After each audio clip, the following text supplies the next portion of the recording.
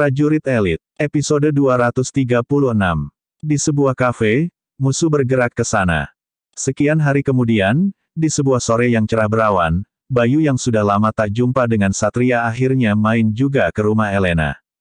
Jadi ada berita apa ini, Bei? Tumben kamu main ke sini. Kan aku tidak enak sama bos Elena kalau aku culik kamu sebentar. Heleh, kayak aku penjarain Mas Satria aja, kata Elena. Iya kan? Siapa tahu, hihihi. Bayu nyengir sambil garuk-garuk kepala. Mas Bayu, sekarang kan semua urusan kantor yang pegang Mbak Maya tuh. Nah kemarin di buku laporan ada kekurangan stok kayu, Mas mau gak tenderin lagi?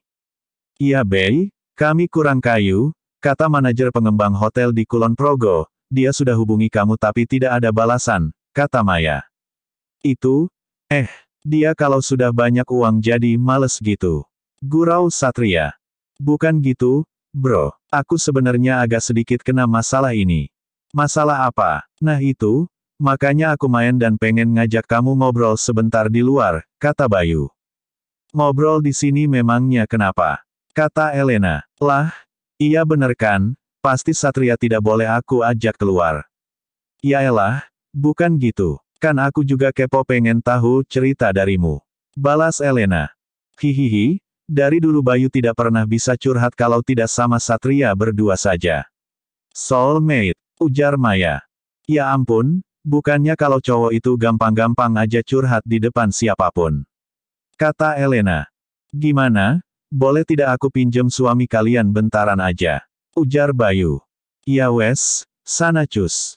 Jangan malam-malam pulangnya, kata Elena. Hore, Satria berganti celana panjang dan kaos, menyambar jaket, dompet dan HP, lalu kembali menemui Bayu. Setelah cipika-cipiki dengan sang istri, dan peluk sebentar Kayla yang baru saja kembali dari pekarangan belakang rumah, akhirnya dia dan Bayu berangkat. Mau kemana ini? Ujar Satria setelah mobil Bayu keluar melewati gerbang rumah Elena. Kafe temenku aja ya, kan kamu udah jadi Pak Bos, jadi enteng-enteng aja traktir aku minuman mahal. Bos apaan? Hahaha, aku masih sama kayak dulu, Bei. Nasibmu baik amat ya, punya dua istri cakep-cakep semua, aku sampai sekarang aja gagal nikah mulu. Sebanding pula dengan sialnya lah, masalah selalu ada Bei, bukan soal rumah tangga, tapi ya itu, kau tahu sendiri yang aku lakukan. Lah yang sekarang apa lagi? Bukannya setelah dari London kayaknya kamu tidak kemana-mana lagi, kan? Jangan salah. Setelah di sini pun masih saja ada yang bikin masalah, kamu tidak dengar berita kemarin. Berita apaan? Antono dan komplotannya, jangan-jangan itu kamu. Iya, mau bagaimana lagi, mereka mau membunuh keluargaku. Gila, kamu gila asok. Hahaha, tidak rugi aku punya teman kayak kamu. Ujar Bayu. Ia selalu ngefans kalau Satria beraksi. Nah, sekarang masalahmu apa? Kamu jangan ketawa ya. Memangnya apaan sih, bikin penasaran saja. Sejak kamu ke London dan hingga sekarang, sebenarnya aku. Ngomong jangan sepotong-sepotong. Aku jalan sama Luna. Fuck. Hahaha. Kamu kena juga di tangan Luna, bisa-bisanya, maksudku, bisa-bisanya dia doyan sama kamu. Kamu menghina. Gini-gini aku juga tidak jelek-jelek amat. Siapa juga yang bilang kamu jelek? Tapi aku tidak menyangka saja Bei, Luna kan? Luna yang kamu maksud itu Lunanya si Renata, kan? Iya, siapa lagi? Hahaha, kirain Luna yang sering ada di TV itu. Petik 2. Oke, terus gimana? Awalnya gimana kamu bisa jalan sama dia? Lalu Bayu bercerita bahwa malam itu ia sedang ada di klub sendirian. Ia benar-benar selesai dengan Putri meski sempat sebentar nyambung lagi. Bayu hanya sedang ingin minum saja dan mendengar deru musik yang keras untuk melepaskan emosi dalam benaknya. Saat itu pula, Luna juga datang sendirian di klub itu. Ia melihat Bayu dan sengaja menemui lelaki itu hanya sekadar ingin berbincang. Luna, bagaimanapun juga, sungguh penasaran dengan Satria dan juga ingin tahu masa lalu dari si ganteng itu. Jika tidak lewat Bayu, lalu siapa lagi? Mereka ngobrol sambil minum. Makin lama, makin larut, makin banyak pula yang diminum hingga keduanya sama-sama mabuk. Setengah sadar mereka sama-sama menyewa hotel, tidur sampai pagi. Luna dan Bayu sok tentu saja. Tapi sudah terlanjur. Mereka tidak tahu bagaimana kejadiannya, tapi tahu-tahu mereka sudah tak mengenakan apapun dan saling memeluk di dalam selimut. Tapi setelah pagi itu, pada hari setelahnya, mereka melakukan itu lagi dan lagi meski hubungan mereka tidak jelas. Jadi, aku kan maunya cari istri, kemarin itu aku menyatakan perasaanku ke Luna dan serius ingin menikahinya, tapi dia menolakku mentah-mentah, padahal sudah berapa kali kami sama-sama tidur di hotel. Komunikasi pada waktu itu jalan tidak. Ya kalau cuma mau bertemu aja, dia tidak pernah bales chatku sih, tapi sekalinya dia ngechat, dia pasti ngajakin ketemuan di hotel. Kamu kenal baik sama dia tidak sih? Lagi mana mau kenal baik, kami, ya, jarang ngobrol, sebatas di ranjang aja. Luna itu, kalau menurut Elena, dia akan meniduri siapapun untuk bersenang-senang saja. Dia sudah bilang, tapi kan ini tidak hanya sekali kami melakukannya, beberapa kali bro, jadi kan, ya siapa yang tidak GR coba. Jika hanya untuk senang-senang, cukup one night stand. Jadi kamunya sendiri bagaimana? Sial, aku suka dengan Luna, tapi, terus aku kudu piye. Piye dap, pepet terus. Baru sekali aja kan ditolak. Kejar terus jika kamu niat nikahin dia. Kamu yakin dia bakalan mau? Tidak juga sih. Huahahaha. Ashu nan okkoeki. Lalu mereka sampai di sebuah kafe elit di kawasan Jakal. Bayu memarkirkan mobilnya, lalu segera menuju ke lantai 3 yang pelayanan dan tarifnya beda, serba 10 kali lipat dari segala hal yang ada di bawah. Maka di lantai 3 itu, pengunjungnya hanya segelintir saja termasuk Bayu dan Satria. Hanya ada 6 orang di sana, sepasang di salah satu sudut ruangan, dan 4 orang ABG yang mungkin salah satunya sedang ulang tahun di sudut ruangan yang lain. Pelayan berpakaian seksi mengantarkan buku menu. Pantas saja mahal, pelayan di sana seperti model, cantik dan ganteng. Wine paling mahal di sini ada tak? Ucap Bayu. Aji mumpung, selagi ada Satria yang sudah pasti akan membayar berapapun pesanan di sana. Baik, Kak. Akan kami siapkan. Ada lagi yang lain. Makanan ringan yang recommended untuk teman wine tadi, silakan diartikan sendiri ya mbaknya, kata Bayu. Baik, Kak. Tunggu sebentar ya, kami akan siapkan pesanannya. Pelayan itu pergi sambil melirik Satria dan tebar pesona secara tak langsung, siapa tahu nanti si ganteng itu akan membukingnya. Asteris. Di tempat lain, tadi ketika Satria berangkat dari rumahnya, seorang mata-mata mulai menelpon atasannya. Nona Laras, target sedang pergi bersama temannya. Ikuti dia, aku akan segera menyusul. Baik, Nona. Mata-mata itu membuntuti mobil Bayu dari jarak jauh. Begitu mobil itu sampai di sebuah kafe, dia menelpon kembali atasannya untuk memberitahukan keberadaan Satria. Saat itu juga, Larasati bersama Hideyoshi dan beberapa orang lainnya segera berangkat menuju ke kafe itu. Bersambung, episode 237. Tertangkap musuh. Bayu yang pertama kali melihat Larasati dan beberapa orang naik ke lantai 3. 2 orang itu ditemani dengan 5 orang anak buah yang masing-masing bertubuh tegap dan gagah. Saat itu kan Mbak, yang, Bayu mencoba mengingat nama gadis cantik yang dulu menemui mereka di gym. Satria segera menoleh ke belakang. Dilihatnya perempuan cantik pembaca pikiran yang waktu itu bertemu dengannya. Larasati. Seketika pikiran Satria berubah buruk. Apalagi saat Larasati dan orang-orangnya itu tampak sedang menuju ke arahnya. Relax Bay, mungkin akan terjadi hal yang tak menyenangkan, ujar Satria lirih. Benar sekali, Larasati. Hideyoshi dan 5 orang lainnya langsung datang dan berdiri mengelilingi tempat Satria dan Bayu. Sulit jika harus berhadapan dengan orang yang mampu membaca pikiran. Dan sepertinya Larasati sedang melakukannya. Selama mereka tak melakukan sesuatu, Satria juga tak bisa semena-mena menyerang orang-orang itu. Apa yang kalian inginkan? Kata Satria, ikut kami. Itu yang kami inginkan. Jika kau patuh, maka keluargamu selamat. Dan temanmu ini tentu juga akan selamat. Ancam Larasati. Apa maksudmu? Di luar rumahmu, ada puluhan anak buah kami yang telah bersiap dengan senjata api. Jadi, jangan berpikir untuk melawan kami. Kata Laras. Satria mencoba mengamati orang-orang itu, terutama lelaki Jepang yang bertubuh jangkung yang berdiri di sebelah Larasati. Hanya lelaki itu yang mencurigakan, Satria merasa sulit untuk menafsirkan kekuatannya. Jangan-jangan, dia sudah diubah menjadi pasukan manusia android. Ujar Satria dalam hati. Jadi kau ingin menangkapku? Ujar Satria. Iya. Apa ada jaminan keluargaku akan selamat? Kami hanya menginginkanmu saja, tak lebih. Kecuali kau melawan, terpaksa kami menggunakan keluargamu sebagai sandera. Bagaimana dengan itu? Satria mengumpat dalam hati. Sebuah pilihan sulit. Aku ingin temanku ini pergi dulu dengan selamat sebelum kalian membawaku. Tak masalah. Bei, nitip istri dan anakku ya. Elena dan Maya tahu apa yang harus mereka lakukan. Kata Satria. Baik, bro. Bayu merasa sangat menyesal telah mengajak Satria pergi. Entah kenapa, setiap kali ia ajak Satria, selalu saja ada masalah. Cepat pergi. Larasati mengusir Bayu. Satria menjentikkan HP-nya di meja seolah-olah itu adalah HP Bayu. Beruntung Larasati dan yang lainnya tak menggubris benda itu. HP itu memang tak penting buat mereka, sebab yang mereka mau adalah Satria. Setelah Bayu benar-benar meninggalkan kafe dengan mobilnya, Satria mau berangkat bersama komplotan itu. Ingat, anak buah kami masih ada di depan rumahmu. Jika kau bertingkah, habis sudah mereka semua. Kata Larasati. Satria diam saja tak menanggapi ucapan perempuan itu.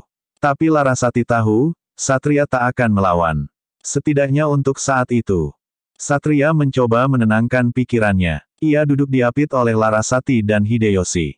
Sesekali mereka berdua bercakap dengan bahasa Jepang. Satria pura-pura saja tak bisa bahasa yang mereka gunakan untuk bercakap. Padahal ia bisa bahasa Jepang dan ia sedang menyimak perbincangan mereka. Tapi segera saja Satria menepis apa yang sedang ia pikirkan. Ia khawatir Larasati mengetahuinya. Tapi Satria tahu gelagat perempuan itu ketika hendak membaca pikiran. Jadi, tidak setiap saat juga Satria harus menahan diri untuk tidak berpikir apa yang harus ia pikirkan. Bayu sampai di rumah Elena. Ia begitu gugup untuk menyampaikan apa yang sedang terjadi. Namun pada akhirnya ia bercerita juga.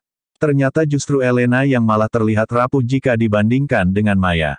Raut wajahnya seketika buruk dan ia terlihat panik. Bayu menyerahkan HP Satria. Dia bilang, kalian berdua tahu apa yang harus dilakukan, ujar Bayu. Bisakah kau menelpon Leti teman Mas Satria itu? Oh iya, aku sampai lupa. Biar aku saja yang menelponnya. Kata Bayu. Ia tahu Elena dan Maya mungkin malah akan bingung bagaimana menceritakan kejadiannya. Segera saja Bayu mengambil HP Satria dan mencari nomor Leti. Setelah ketemu, ia segera menelpon wanita itu. Halo Kapten, ada apa? Ujar Leti. Halo, saya teman Satria, Mbak M. Dia diculik orang. Diculik, tidak salah. Lebih tepatnya dipaksa ikut segerombolan orang. Kami berdua tadi ke kafe, bla, bla, bla. Bayu menjelaskan runtutan kejadiannya, sekaligus mengatakan juga siapa yang menculik Satria. Leti masih ingat dengan sosok Larasati yang dulu datanya pernah ia periksa ketika Satria memeriksanya. Baik. Kami akan berusaha melacak keberadaan Kapten Satria. Jangan khawatir, kami juga akan mengirim tim khusus untuk mengamankan keluarganya. Kata Leti. Terima kasih banyak, Mbak. Sama-sama, kata Letisiana. Usai menutup telepon, Bayu salah tingkah di hadapan dua istri Satria, ia bingung harus berbuat apa. Yang pasti, rasa bersalah tetap mengganjal di hatinya. Tentu Maya dan Elena juga tak bisa menyalahkan Bayu mengingat musuh Satria itu banyak dan ada di mana saja, bisa datang sewaktu-waktu seperti kejadian beberapa waktu yang lalu. Sedari tadi Maya memikirkan sesuatu, Mari dan William. Elena, aku harus bicara jujur kepadamu. Jujur apa Mbak? Maya kemudian menceritakan pertemuannya dengan Mari pada waktu itu. Ia juga mengatakan alasannya kenapa ia tak bercerita kepada Elena. Tentu saja Elena tak habis pikir, kenapa Maya justru malah bisa berdamai dengan wanita itu. Tapi bukan waktunya untuk marah. Justru Elena memikirkan peluang bahwa mungkin Mari atau William bisa memberikan bantuan. Mas Bayu, bisakah kau meminta Mbak Leti mengirimkan data kepada William? Kirim saja alamat email William kepada Leti. Ia pasti tahu apa yang harus dilakukan. Sementara Maya menghubungi Mari, Bayu kembali menelpon Letty dan meminta wanita itu mengirimkan data Larasati kepada William. Tentu Letty jauh lebih tahu data apa yang harus ia kirimkan kepada orang nomor satu yang dipercayai oleh Mari. Kini setidaknya ada 4 perempuan yang dibuat gelisah dengan kasus penculikan Satria, Maya, Elena, Mari dan Letty. Kayla tak boleh tahu tentu saja. Apa aku harus mengirimkan anak buahku untuk mencari Mas Satria? Ujar Elena. Menurutku tidak. Satria tak akan setuju. Dia memang tak mengatakan kepadaku, tapi isyarat yang aku pahami, semua anak buahmu harus tetap di sini menjaga kalian semua.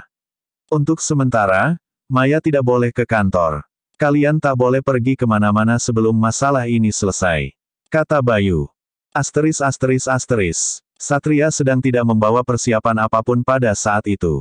Jika ia membawa serbuk-serbuk senjatanya itu, mungkin ia bisa meloloskan diri dengan mudah. Satu-satunya benda yang tetap melekat bersamanya hanyalah cincin hitam yang melingkar di jari manis tangan kirinya, cincin dari Museum London yang ia dapatkan tanpa sengaja waktu itu. Sampailah mobil van itu di sebuah tempat di Jalan Godean, masuk gang dan menuju ke sebuah rumah yang sangat besar. Satria masih bersikap tenang. Mungkin untuk sementara waktu, ia tak bisa berbuat apa-apa. Tapi ia yakin, 2 atau 3 jam lagi, anak buah Letty sudah pasti akan dikerahkan untuk menjaga keluarganya. Di rumah memang ada banyak pengawal. Tapi Satria tak yakin, ia juga tak tahu seberapa banyak orang yang dikerahkan Larasati untuk mengepung rumahnya itu. Sudah sampai, mari keluar dari mobil. Kata Larasati. Satria keluar dari mobil itu. Tapi kemudian Hideyoshi menempelkan cat lesok atau alat kejut listrik 5000 kV di punggung Satria. Seketika juga Satria ambruk. Bersambung. Episode 238. Usaha untuk meloloskan diri. Satria masih tak sadarkan diri. Ia dibawa ke sebuah sel ruang bawah tanah di rumah besar itu. Di sana hanya ada Satria dan seorang tahanan lagi yang dalam keadaan sadar. Sel itu berbeda dengan penjara. Seluruh dindingnya dilapisi dengan plat baja tebal dan jerujinya juga terbuat dari bahan khusus yang dialiri listrik pula. Siapapun tak bisa menyentuhnya jika tak ingin tangannya terbakar. Dinding itu juga tak akan bisa dijebol meski Satria menggunakan seluruh tenaga dalamnya. Tahanan lain di sebelah sel Satria adalah seorang perempuan. Ia terus memperhatikan Satria dan beberapa orang yang membawa lelaki gagah itu masuk ke dalam sel. Lalu orang-orang itu meninggalkan Satria yang masih dalam keadaan pingsan, mengunci pintunya, dan menyalakan tombol untuk mengalirkan listrik 5000 kV ke jeruji penjara. Larasati, Hideyoshi berbincang dengan sang pemimpin komplotan itu. Edo namanya, turunan Jepang Jawa. Mereka berbincang dengan bahasa Jepang. Bagus sekali kerja kalian berdua. Kurasa buruan kali ini sangat bernilai. Jauh lebih bernilai dari yang biasanya kalian dapatkan. Satria secara fisik memiliki tubuh dan kekuatan yang sangat bagus. Ketika nanti otaknya sudah dicuci, dan tubuhnya telah kita modifikasi, maka dia akan menjadi senjata yang sukar ditaklukkan. Kata Larasati. Iya, perusahaan butuh orang seperti itu untuk uji coba gen mutan terbaru. Orang biasa tak akan sanggup menerimanya dan beradaptasi dengan gen itu. Kata Edo. Hideyoshi adalah salah satu anggota kelompok itu yang menjadi relawan untuk percobaan awal. Dia sudah tak sepenuhnya manusia, sebab tubuhnya sudah dikonversi menjadi manusia android, tapi pikirannya tidak. Jadilah Hideyoshi menjadi 5 kali lebih kuat dari sebelumnya. Ia juga memiliki kemampuan generasi sel yang luar biasa sehingga apabila mendapatkan luka, maka luka tersebut akan sembuh dalam waktu cepat. Namun untuk manusia android yang diperjualbelikan sebagai senjata, memori otak mereka sudah sepenuhnya dihapuskan dan diberi memori palsu sehingga ia bisa diprogram untuk menjalankan perintah orang yang membelinya. Hideyoshi tak perlu dihilangkan ingatannya sebab kesetiaannya terhadap organisasi Biogen 21 sudah tak perlu diragukan lagi. Jadi kapan kita akan membawanya ke Tokyo? Ujar Hideyoshi. 2 hari lagi pesawat Tuan Ikeda akan sampai. Jadi, kita akan berangkat 2 hari lagi. Kata Edo. Baik, bos. Kata Larasati dan Hideyoshi bersamaan. Lalu Satria mulai siuman. Punggungnya masih terasa nyeri dan sakit. Ia bergerak perlahan, mencoba duduk. Mas Satria, seseorang di sel sebelah memanggil. Satria kaget juga, lalu ia menoleh. Ayu, bagaimana kau bisa di sini? Ayu adalah cucu kakek Gio yang waktu itu berlatih tanding bersama Satria saat Pak Yanuar mengambil bonsai di rumahnya. Jangan sentuh jeruji itu. Sudah dialiri listrik, kata Ayu. Oh, baiklah, tapi bagaimana kau bisa sampai di sini? Mas sendiri, bagaimana bisa tertangkap mereka? Mereka menyandera keluargaku di rumah. Jadi mau tak mau aku harus tunduk. Aku dicegat saat jogging pagi, lalu disengat listrik sampai aku pingsan dan akhirnya aku di sini. Sudah 2 hari aku di sini, kakek pasti sangat mencemaskan aku. Orang-orang kakekmu pasti juga sedang sibuk mencarimu. Tapi mereka tak akan pernah tahu kita akan di sini. Aku tak tahu apa tujuan mereka menyekapku dan aku tak kenal kelompok mereka. Kata Ayu. Mereka orang-orang dari organisasi internasional. Biogen 21. Jadi, mereka menculik kita untuk membuat kita menjadi manusia android. Apa itu? Gen kita akan dibuat bermutasi, lalu kita akan memiliki kekuatan jauh melampaui manusia normal, tapi otak kita akan dicuci, dan dipasangi chip, lalu diprogram ulang, itu yang aku tahu. Sial, aku tak mau, ujar Ayu. Ia terlihat marah, namun tak bisa melakukan apa-apa. Dinding sel di tempat Ayu terlihat penyok-penyok. Tampaknya ia berusaha keras menjebolnya sejak ia berada di ruangan itu, tapi tak berhasil. Kita harus mencari cara agar bisa lepas dari tempat ini. Aku tak mengira akan dipenjara dengan penjara listrik. Lalu Satria mencoba untuk mendobrak jeruji itu dengan tenaga dalamnya. Satria mengatur nafasnya dengan baik, menyalurkan kekuatannya di tangan kanan, lalu melepaskannya ke arah jeruji itu. BAAMMMM. Hanya sedikit bengkok. Tak akan bisa jika dengan pukulan jarak jauh. Tapi kita tak bisa memegangnya juga, kata Ayu. Hari pertama aku nyaris mati gara-gara tersengat listrik jeruji itu. Sekuat apa tembok besi ini? Coba saja. Satria kembali mengerahkan kekuatan terbaik yang ia miliki, menyalurkannya ke tangan kanan, lalu ia hantam tembok itu dengan sangat keras. BLAAAMMMM. Hanya penyok lumayan dalam, tidak jebol. Sial, Satria mengumpat. Aku tak tahu kita akan berapa lama ditahan di sini. Kata Ayu. Wajahnya sudah terlihat lelah. Apakah mereka memberimu makan dan minum? Iya. Lalu bagaimana caranya kau buang air? Nanti kau tahu sendiri. Di setiap jam tertentu, akan ada petugas yang menyemprotkan asap yang membuat aku pingsan. Setiap aku bangun, aku sudah berada di dalam kamar mandi khusus. Jika sudah selesai dengan urusan di kamar mandi, selebihnya dari atap akan keluar asap lagi yang membuatku tertidur, begitulah. Kamar mandi itu juga tak bisa dihancurkan. Aku sudah mencobanya, percuma. Ya sudah kalau begitu, tak ada yang bisa kita lakukan. Asteris. 1 hari berlalu. Tak ada petunjuk bagi Leti untuk menemukan keberadaan Satria. Ia bahkan sampai datang ke Jogja, dan berkunjung langsung ke rumah Elena. Namaku Letisiana, aku dulu anak buah Kapten Satria, kata Leti memperkenalkan diri saat Maya menemuinya di ruang tamu. Di mata Maya, Leti terlihat jauh lebih cantik dari yang ada di foto profil akun WhatsApp-nya. Aku Maya, Elena sebentar lagi akan kemari, balas Maya. Matanya masih sembab bekas menangis. Leti paham kalau istri Satria itu pasti sangat sedih dan khawatir. Tak lama kemudian, Elena menyusul ke ruang tamu dan berkenalan langsung dengan Leti. Jadi, kami sudah berusaha mencari, tapi tak ada satu petunjuk pun. Mereka seolah lenyap, mungkin tak pernah keluar dari markas lagi setelah menangkap Kapten Satria, kata Leti. Letisiana sudah mengerahkan banyak pasukan mata-mata yang ia sebar di berbagai wilayah di Jogja. Tapi sampai sejauh itu, tak ada laporan sama sekali. Targetnya tentu adalah Larasati dan orang-orang lainnya yang sempat terekam di CCTV kafe tempat mereka mendapatkan Satria. Apakah ada kabar dari Nona Mari? Tanya Leti kepada Maya dan Elena. Mari memerintahkan banyak orang untuk mengawasi bandara-bandara dan pelabuhan, terutama di Jepang seandainya Mas Satria dibawa ke sana, kata Elena. Maya dan Elena sudah tahu sebelumnya dari Leti kalau pelakunya adalah anggota Biogen 21 dan apa kira-kira yang akan mereka lakukan kepada Satria. Jika sampai komplotan itu berhasil, tentu Maya dan Elena akan kehilangan Satria untuk selamanya. Kami akan terus berusaha, Mbak Maya, Mbak Elena, Hari ini aku hanya mampir untuk memastikan sendiri bahwa kalian masih dalam keadaan baik-baik saja. Terima kasih banyak Mbak Letty, kami benar-benar minta maaf telah membuatmu repot sampai seperti ini, kata Maya. Ini kewajiban kami meski secara formal, Mas Satria bukan lagi atasan kami. Namun secara moral, dia akan tetap atasan dan panutan kami semua. Seperti yang dikatakan Ayu, setiap sekian jam sekali, mereka akan datang dan menyemprotkan asap yang bisa membuat tertidur. Satria sudah mengalaminya sendiri. Ia juga terus memikirkan hal itu baik-baik dan telah merencanakan sesuatu untuk meloloskan diri. Mereka datang, kata Ayu. Satria dan Ayu melihat beberapa orang mengenakan masker dan membawa tabung berwarna putih. Satria menarik nafas panjang-panjang sebelum orang-orang itu menyemprotkan asap.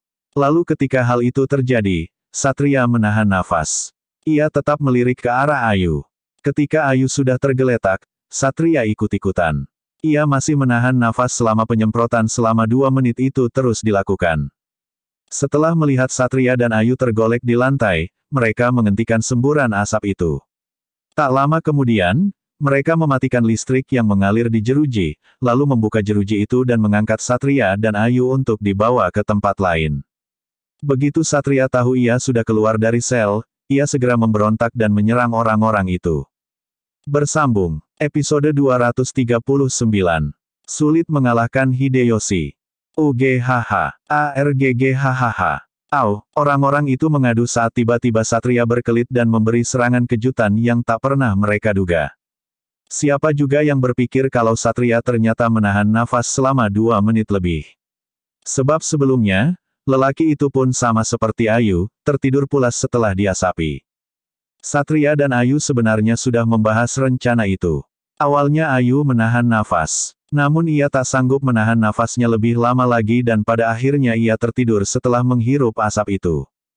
6 orang petugas yang mengenakan masker anti asap itu langsung terkapar di lantai dengan tulang belulang patah setelah mendapatkan pukulan-pukulan mematikan dari Satria. Satria segera menotok beberapa titik tubuh Ayu agar wanita itu segera siuman. Akan sangat merepotkan untuk lolos dari sana jika harus pula menggendong Ayu yang sedang tertidur. Maka dari itulah, Satria berusaha membangunkan Ayu bagaimanapun caranya. Untunglah, Ayu bisa terbangun. Bersiaplah, Ayu, ada yang datang lagi ke ruangan ini, kata Satria. Orang-orang di lantai atas tentu langsung tahu dari CCTV saat Satria ternyata hanya pura-pura tidur dan menyerang teman-teman mereka. Beberapa orang bersenjata tongkat kejut segera datang. Mereka berjumlah 10 orang. Satria langsung mengambil sesuatu untuk ia jadikan senjata. Pun demikian dengan Ayu. Mereka tak mau bersentuhan dengan senjata mereka itu, barangkali tegangannya sangat besar sehingga sekali sentuh saja sudah membuatnya terpental atau malah pingsan. Ayu dan Satria terpisah sekitar 4 meter, keduanya menatap waspada 10 orang bersenjata tongkat kejut yang bergerak perlahan mengepung mereka berdua. Di sebelah tangan kanan Satria telah ada tongkat kayu bekas bangunan yang teronggok di sudut ruangan. Ayu juga mengambilnya untuk senjata.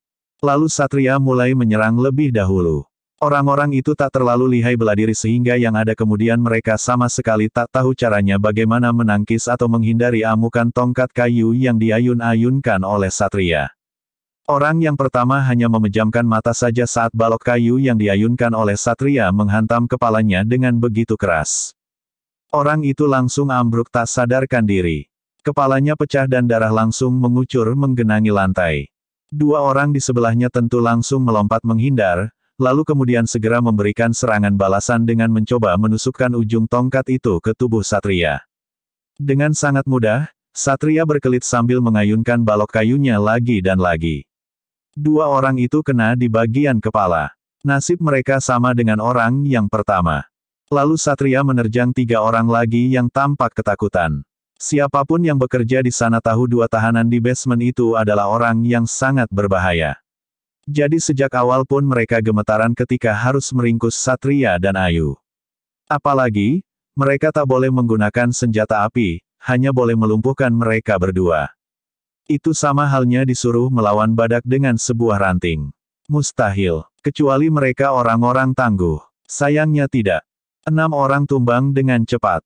Ada pula yang terkena tongkat kejutnya sendiri saat Satria mengayunkan tongkatnya dan ditangkis dengan tongkat kejut. Lalu Satria menoleh ke arah Ayu. Perempuan itu juga baru saja menumbangkan musuh-musuhnya. 10 orang itu tewas semua. Satria tak mengira, Ayu si gadis yang berumur tak lebih dari 21 tahun itu ternyata juga punya hati tebal untuk membunuh orang. Itu mungkin karena Ayu sangat marah dengan mereka semua. Ayo segera ke atas, ujar Satria. Namun begitu mereka melangkah, Hideyoshi mulai muncul menuruni tangga, disusul oleh Larasati dan beberapa orang lainnya yang membawa pistol yang ditodongkan ke arah Satria dan Ayu. Lebih baik kalian menyerah. Cih, menyerah pun tak akan membuat kami hidup, bukan?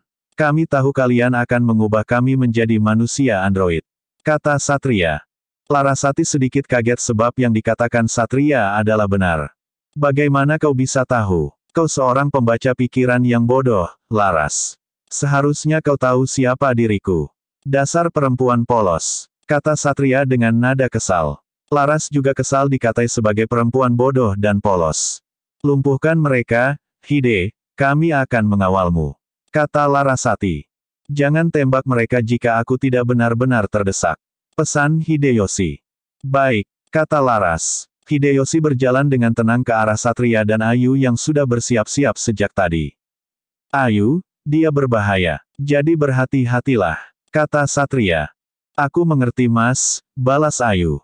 Satria dan Ayu masing-masing berada di samping orang Jepang bertubuh jangkung itu. Tanpa harus menoleh ke arah Satria dan Ayu, namun dia sedang membaca tiap-tiap gerakan mereka berdua. Hideyoshi benar-benar berdiri diam, layaknya seorang samurai tanpa pedang. Satria penasaran ingin menguji kekuatan orang itu, maka ia segera melesat dan mengayunkan balok kayu yang masih ada di tangan kanannya. BRAAAKKK. Tanpa menghindar, Hideyoshi hanya menangkis ayunan balok kayu itu dengan menggunakan lengan kanannya. Kayu itu pecah menjadi beberapa bagian. Satria membuang sisa kayu pendek yang masih dalam genggaman tangannya. Satria melompat mundur sekian langkah sambil tetap memasang kewaspadaannya. Hideyoshi sama sekali tak terpengaruh dengan serangan pertama itu. Ia tetap berdiri diam dengan aura aneh yang menyeramkan. Satria segera mengalirkan kekuatannya ke tangan dan kaki. Hawa pembunuh yang terpancar dari tubuhnya terasa menggetarkan bagi Larasati dan beberapa orang di belakangnya. Namun sama sekali tak berarti bagi Hideyoshi. Ayu mencoba menyerang lelaki Jepang itu dengan ayunan kayu sekuat tenaga yang mampu ia kerahkan. Sepersekian detik setelah Hideyoshi menangkis kayu itu, Satria juga mengerahkan pukulan yang sangat kuat. Hideyoshi melesat menghindari pukulan itu. Dan Ayu hampir saja terkena pukulan Satria. Keduanya sama-sama kaget. Hal itu dimanfaatkan oleh Hideyoshi untuk menyerang. Begitu cepat lelaki itu mengerahkan tendangan beruntun ke arah Satria dan Ayu. Keduanya sempat kewalahan menangkisnya sebelum akhirnya jatuh tersungkur terkena tendangan orang itu. Sial, dia kuat sekali, ujar Satria dalam hati. Ia kembali menghimpun kekuatannya, lalu menggelindingkan tubuhnya ke samping saat Hideyoshi menghujamkan kaki kanannya ke tubuh Satria. Lelaki itu tak berhenti. Ia memilih untuk menyerang Satria terlebih dahulu dengan kecepatan penuh. Beberapa kali Satria terkena tendangan keras hingga terguling-guling di lantai. Jika Ayu tak memberikan serangan lagi, mungkin Satria masih sedang kena hajar. Kini gantian orang itu menghajar Ayu sedemikian rupa, tanpa belas kasihan sekalipun Ayu adalah perempuan. Satria sudah kembali bersiap. Pasti ada kelemahannya, ujarnya dalam hati. Hideyoshi bukanlah manusia robot yang mungkin akan habis baterainya ketika ia menggunakan energi dalam jumlah besar untuk melakukan serangan. Ia adalah manusia android versi pertama Biogen 21, tubuhnya adalah tubuh yang telah mengalami mutasi. Satria tidak tahu apakah orang itu masih bisa merasakan sakit atau tidak, sebab lelaki itu tak menunjukkan tanda-tanda sakit atau menahan sakit ketika menahan balok kayu dengan tangannya. Dan itu murni tenaga kasar. Ayu sudah benar-benar terdesak. Hideyoshi mengangkat tubuh Ayu tinggi-tinggi dan hendak melemparkannya ke dinding. Satria tak bisa membiarkan hal itu terjadi. Segera saja ia melesat untuk menghujamkan tinjunya sekali lagi ke arah punggung orang itu. Bersambung. Episode 240. Membantai komplotan itu. Kali ini serangan dari Satria tak sempat dihindari Hideyoshi. Lelaki Jepang itu hanya bisa membalikkan tubuhnya ke arah belakang dan menahan pukulan Satria dengan kedua lengannya yang disilangkan. Pukulan yang dihujamkan Satria begitu keras hingga Hideyoshi tak hanya terdorong ke belakang, namun juga terpental hingga membentur tembok. Satria tak mau puas hanya di titik itu saja. Ia langsung melompat ke arah Hideyoshi dan menerjang lelaki itu dengan kedua kakinya. Rasanya seperti disodok dengan gelondongan kayu dan dihimpitkan ke tembok. Hideyoshi menyemburkan darah dan ambruk di lantai. Tapi masalah belum selesai. Larasati dan anak buahnya sudah menodongkan senjata api ke arah Satria. Ayu masih tergolek di lantai dan belum sanggup bangun lagi setelah dihajar habis-habisan oleh Hideyoshi. Satria, sudahlah, jika kau seperti itu, pada akhirnya kami akan dengan sangat terpaksa menghabisimu. Ancam Larasati. Kau mimpi, Laras. Coba saja tembak aku. Aku tak akan mati dengan pistol murahan seperti itu. Kata Satria menyombongkan diri. Tapi Satria patut sombong sebab ia tahu ia bisa menghindari peluru itu apabila sudah dilepaskan. Satria sudah menghitung baik-baik jarak antara dirinya dengan orang-orang itu. Tapi ada cara lain untuk selamat dari peluru tersebut, menepisnya dengan tenaga dalam. Satria yakin, kekuatan yang ia miliki cukup untuk menepiskan peluru dari pistol sejenis itu. Tapi beda soal dengan senapan jarak jauh yang kekuatan serta ukuran pelurunya lebih besar. Kau benar-benar akan melawan, ujar Larasati sekali lagi. Jangan ragu menembakku, sebab aku tak akan ragu membantai kalian semua. Terutama kau, Larasati. Aku tak peduli kau ini perempuan. Kata Satria dengan nada dingin. Ia lepas semua hawa pembunuh yang ia miliki sehingga membuat bulu kuduk orang-orang yang mengepungnya itu langsung meremang. Di mata mereka, kini Satria terlihat begitu menakutkan, sang malaikat maut dalam wujud manusia. Tembak, kata Larasati. Orang-orang itu mulai menarik pelatuk. Beberapa pistol itu langsung memuntahkan peluru yang melesat cepat ke arah Satria. Cukup runyam jika harus menghindar, sebab tentu saja masing-masing orang akan menembak sampai peluru mereka habis. Maka yang bisa dilakukan Satria adalah menghindar sekaligus menepiskan butiran-butiran peluru yang menyerbunya itu. Bukannya mereka bodoh dan tak bisa menembak, namun Satria benar-benar bisa lolos dari serbuan itu. Sembari berkelit, menangkis serta membelokkan peluru musuh, Satria juga terus bergerak mendekat.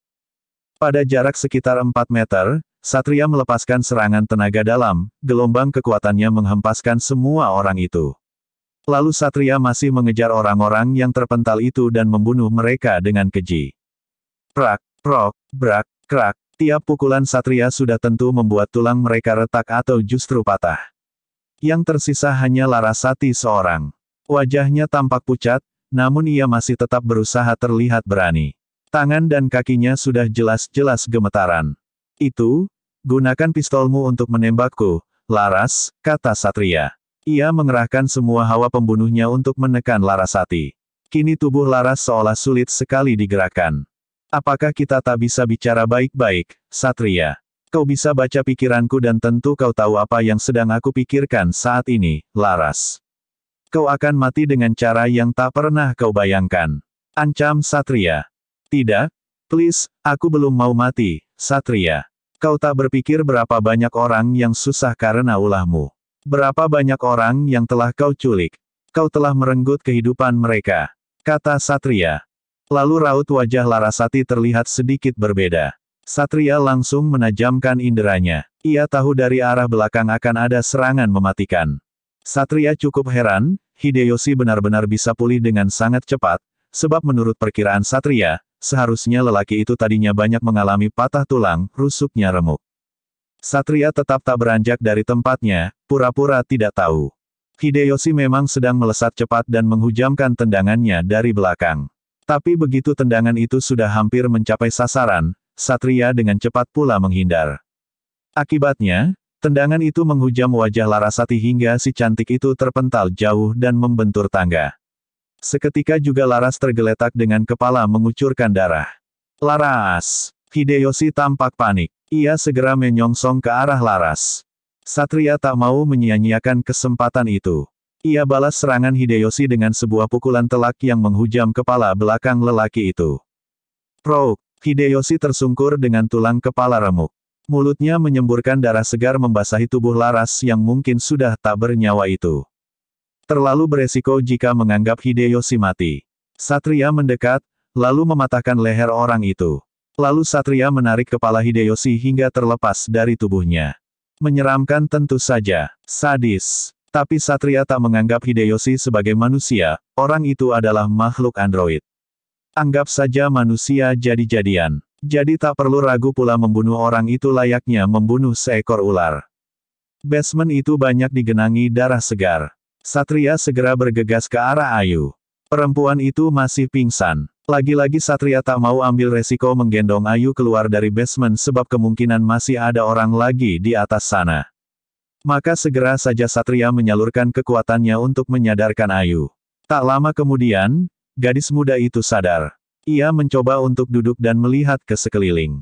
Ayu bergidik melihat genangan darah dan mayat orang-orang itu.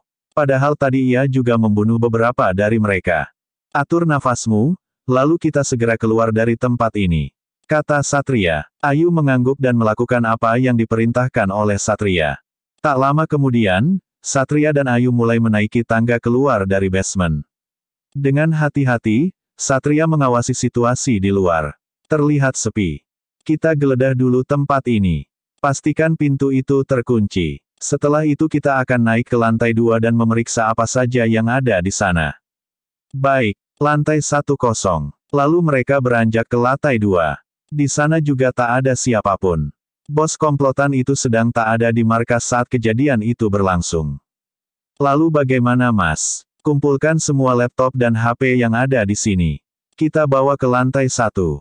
Untuk apa? Aku butuh data mereka. Aku akan mengejar mereka dimanapun mereka berada. Kata Satria dengan geramnya. Betapa tidak, komplotan itu sudah berani mengancam keluarganya. Kejadian itu sama sekali tak bisa ditolerir lagi.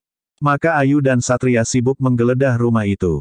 Tak hanya laptop dan HP yang mereka kumpulkan, namun juga kamera, harddisk, uang tunai, dompet, serta senjata api.